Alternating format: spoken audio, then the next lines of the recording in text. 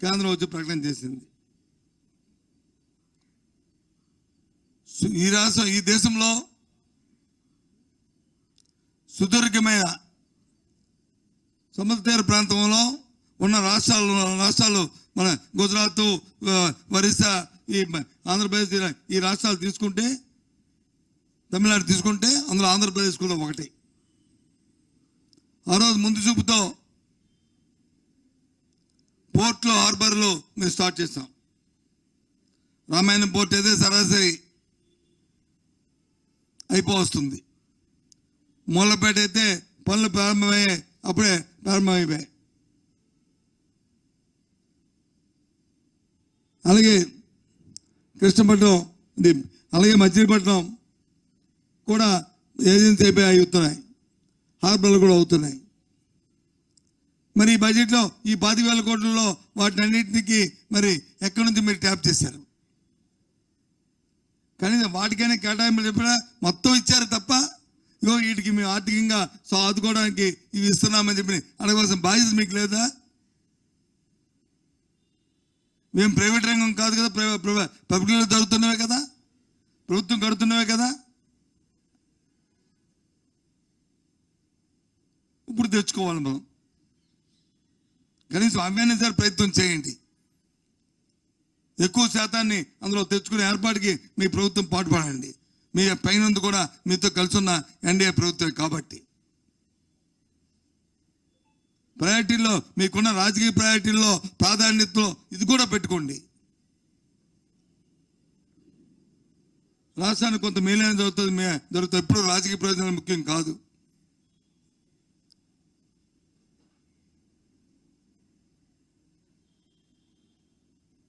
ఇవన్నీ చెప్తున్నాను కూడా వాస్తవంగా బాధతో చెప్తున్న అంశాలు ఇది.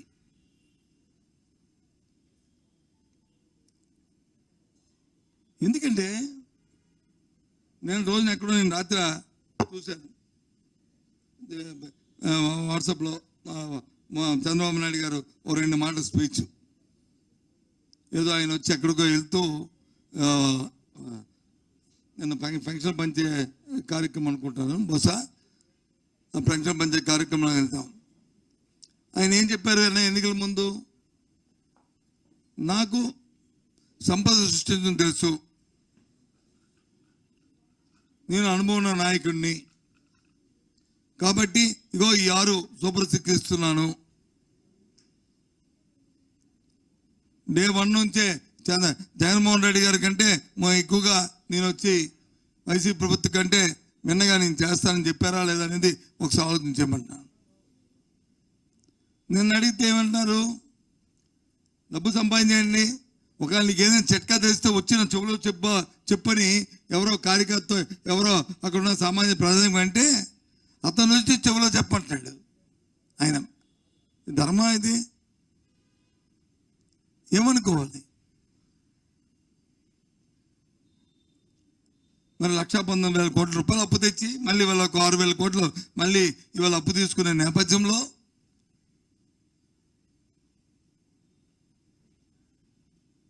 ఏమైంది? ఏమనంటే ఓ 10 లక్షలు 20 లక్షలు అబద్ధాలు సత్యదూరమైన మాటలు చెప్పుకోవడం తప్ప వాస్తవం లేదే.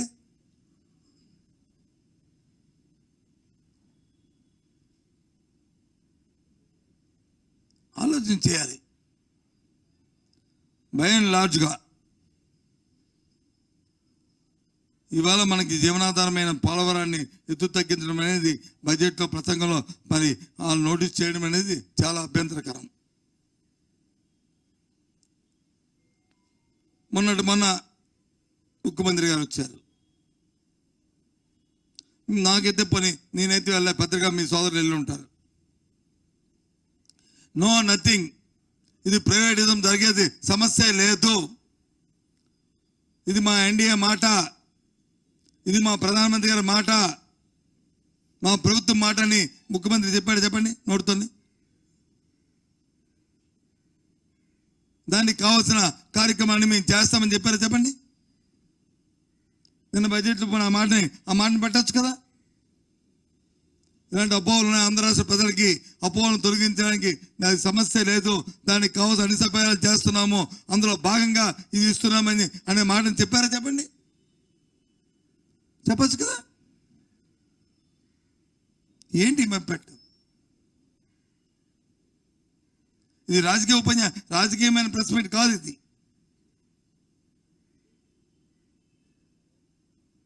నిన్న జరిగిన కేంద్ర బడ్జెట్ మీద ఎంతో ఎదురు చూస్తున్నా, ఆశతో ఎదురు చూసిన మన రాష్ట్ర ప్రజల తాలూకా ఆత్మ తాలూకా ఘోష. ఒక బాధ్యత గల పౌరులుగా, ఒక బాధ్యత గల రాజకీయ పార్టీగా స్పందించవలసిన నేపథ్యంలో మా తాలూకా ఆలోచన మీతో షేర్ చేసుకుంటున్నాం. 2014లో ఆంధ్రప్రదేశ్ రాష్ట్ర విభజన కంటే కూడా 2019, 2024 జగన్మోహన్ రెడ్డి పాలనలోనే ఆంధ్రప్రదేశ్ రాష్ట్రానికి ఎక్కువ నష్టం జరిగినటువంటి పరిస్థితి మనందరికీ తెలుసు. అటువంటి విధ్వంసకరమైనటువంటి పాలన నుంచి మళ్ళీ ఈరోజు ఈ ప్రజాప్రభుత్వ పాలనలో మళ్ళీ ఈరోజు మనం చూస్తూ ఉన్నాం. రాజధాని లేనిటువంటి రాష్ట్రంగా ఉన్నటువంటి ఈ రాష్ట్ర రాజధాని అమరావతికి 15,000 కోట్ల రూపాయలు కానీ, ఆంధ్రప్రదేశ్ రాష్ట్రాన్ని భవిష్యత్తులో ఒక కరువు రహిత రాష్ట్రంగా మార్చేటువంటి శక్తి కలిగినటువంటి పోలవరం ప్రాజెక్టుకి 12,157 కోట్లు మరి ఫస్ట్ ఫేజ్లో ఇచ్చేటువంటి విషయంలో కానీ, అదేవిధంగా ఆంధ్రుల హక్కు విశాఖ ఉక్కు అని మనం నినదించి తెచ్చుకున్నటువంటి విశాఖ ఉక్కు ప్రైవేటీకరణ అయిపోతున్నటువంటి స్థితిలో మళ్ళీ ఈ ఎన్డీఏ ప్రభుత్వ నాయకత్వంలో మళ్ళీ దానికి 11,500 కోట్ల రూపాయలు ఈవేళ కేంద్రం సాయం అందించి ఆ ప్రైవేటీకరణ నిలుపుతున్నటువంటి విషయంలో కానీ, మరి అన్నిటికీ మించి జలజీవన్ మిషన్కి సంబంధించి మరి 2028 వరకు కూడా దాని గడువు పెంచినటువంటి పరిస్థితి. ఎందుకంటే మొన్ననే మనం 70,000 కోట్ల రూపాయలు ఎస్టిమేషన్లు జలజీవన్ మిషన్లో కేంద్రానికి పంపించినటువంటి స్థితిలో మరి 28 వరకు కూడా దాని గడువు పెంచడంతో ఈరోజు ఆంధ్రప్రదేశ్ రాష్ట్రానికి భారతదేశంలోని పెద్ద ఎత్తున మనకి సహకారం అందించినటువంటి పరిస్థితి. ఇట్లా డబుల్ ఇంజిన్ సర్కార్ ఈరోజు ఆంధ్రప్రదేశ్ రాష్ట్రంలో ఉంది కాబట్టే మరి చంద్రబాబు నాయుడు గారు లాంటి ఒక పరిపాలన దక్షత ఉన్నటువంటి ఒక బ్రాండ్ ఈవేళ ఈ రాష్ట్రానికి ముఖ్యమంత్రిగా ఉన్నారు కాబట్టే, ఆయనకి తోడుగా పవన్ కళ్యాణ్ గారు ఉన్నారు కాబట్టి ఈరోజు మరి డబుల్ ఇంజిన్ సర్కారు ద్వారా ఇన్ని ప్రయోజనాలు. అందులో కూడా పర్టికులర్గా పోలవరం, మరి పోలవరం గురించి వైసీపీ నాయకులు మాట్లాడుతున్నటువంటి తీరు కానీ, పోలవరం గురించి వైసీపీ వారి అవినీతి మరి కరపత్రిక కథనాల గురించి కానీ చూస్తూ ఉంటే మనం చిన్నప్పుడు తరగతి గదుల్లో చెప్పినటువంటి కథ ఒకటి గుర్తుకొస్తూ ఉన్నటువంటి పరిస్థితి.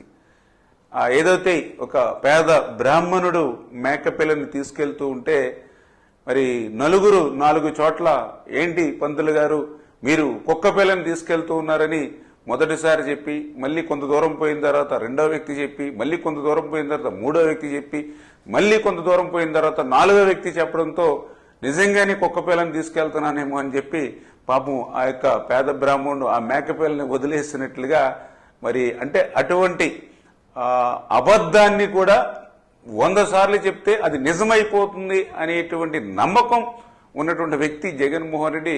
ఆ పోలవరం గురించి కూడా పదే అబద్ధాలు, అసత్యాలు, అంటే దొంగే దొంగ దొంగ అని అరిచినట్లుగా పోలవరం గురించి వీళ్ళు రోజు చేసేటువంటి అసత్యమైనటువంటి ప్రచారం. అందులో భాగంగానే పోలవరం ఎత్తు 41.15 మీటర్లకి మరి తగ్గించేస్తున్నారని ఈ రోజు వీళ్ళు చెప్తూ ఉంటే చాలా ఆశ్చర్యం.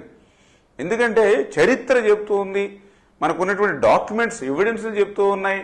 2019కి ముందు పోలవరం చరిత్రలో 41.15 మీటర్లని కానీ 45.72 మీటర్లు కానీ ఎక్కడైనా పోలవరం చరిత్రలో 2019కి ముందు ఎక్కడైనా ఉందా?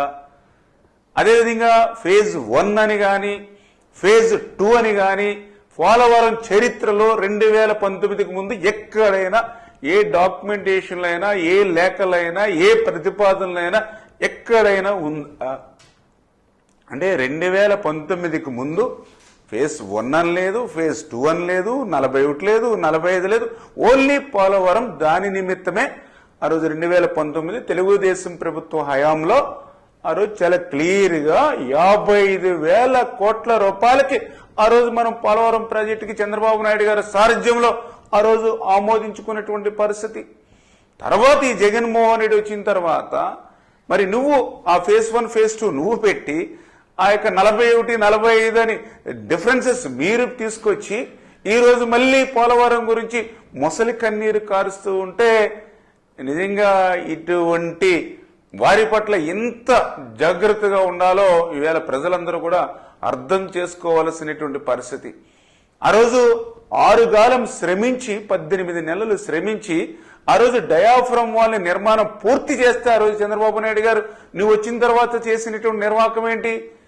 ఆ రోజు పూర్తి చేసిన డయాఫ్రమ్ వాల్ ని నువ్వు 2020లో ధ్వంసం చేసినటువంటి చరిత్ర నీది. మళ్ళీ ఈ రోజు ఆ డయాఫ్రమ్ వాల్ ని మళ్ళీ ఈ రోజు చంద్రబాబు నాయుడు గారు వచ్చి మళ్ళీ దాన్ని పునర్నిర్మాణం 990 కోట్ల రూపాయలతోటి మళ్ళీ కొత్తగా ఈవేళ డయాఫ్రమ్ వాల్ మళ్ళీ నిర్మాణం మరి చేస్తూ ఉన్నాం.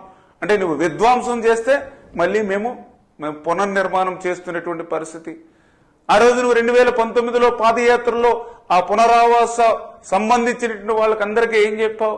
ఆ రోజు R&R ప్యాకేజీల గురించి మరి ఆ రోజు నువ్వు ఏవైతే పాదయాత్రలో చెప్పావో 5 సంవత్సరాల్లో అవన్నీ కూడా నీటి మూటలై 1 రూపాయిన నువ్వు పునరావాసానికి సంబంధించి విడుదల చేశావా? కానీ ఈ రోజు మళ్ళీ చంద్రబాబు నాయుడు గారు, ఎందుకంటే ఆ రోజు 2019కి ముందు మరి ఆ రోజు చంద్రబాబు నాయుడు గారు 830 కోట్ల రూపాయలు ఆ రోజు నిర్వాసితులకు ఇచ్చాం. మళ్ళీ ఈ రోజు చంద్రబాబు నాయుడు గారు ముఖ్యమంత్రిగా వచ్చాకనే మళ్ళీ ఈ రోజు 1000 కోట్ల రూపాయలు నిర్వాసితులకు ఇస్తూ ఉన్నాం పోలవరం సంబంధించి. మరి ఆ రోజు నువ్వు 19, 24, 5 సంవత్సరాల్లో నిర్వాసితులకు ఎప్పుడైనా 1 రూపాయి ఎక్కడైనా అందించావా? నిర్వాసితులకు సాయం అందించడం మాట్లాడించి 2019కి ముందు నిర్మాణం చేసినటువంటి కాలనీలు ఏవైతే ఉన్నాయో ఆ పునరావాస కాలనీకి 1 అర్బస్తా సిమెంట్ పెట్టావా? 1 రూపాయి పెట్టావా? మరి అసలు పోలవరాన్ని పూర్తి చేయడం మాట్లాడించి దాన్ని ధ్వంసం చేసి విధ్వంసం చేసి నువ్వు మళ్ళీ పోలవరం గురించి ఈరోజు అసత్యాలు అబద్ధాలు చెప్పేటువంటి పరిస్థితి నిన్ను చూస్తూ ఉంటే ఈవేళ తెలుగు జాతి, తెలుగు ప్రజలు, తెలుగు రైతులు ఈ యొక్క జగన్మోహన్ రెడ్డి క్షమించరు అనే విషయాన్ని మరొక్కసారి మీ ద్వారా కూడా తెలియజేసుకుంటూ